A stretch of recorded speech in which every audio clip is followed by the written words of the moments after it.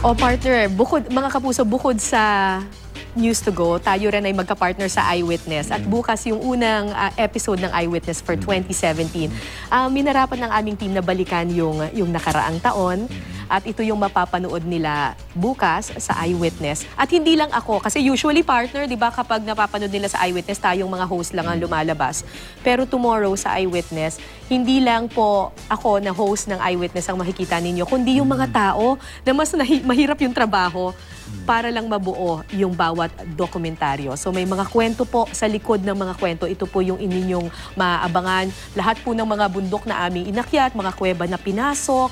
Ito po yung aming tampok na kwento. At ang magbabahagi po sa inyo nito ay hindi lang po yung host ng Eyewitness, kundi yung mga cameraman, yung director, yung executive producers, yung buong team po ng Eyewitness. Oh, nice idea. Kasi alam naman natin na tayong mga nasa harap ng camera lagi ang napapansin. Oo. Pero we do just a fraction of the work. Exactly. No? Mas mahirap actually yung trabaho nila. Akyat sila ng bundok, may equipment, etc. etc.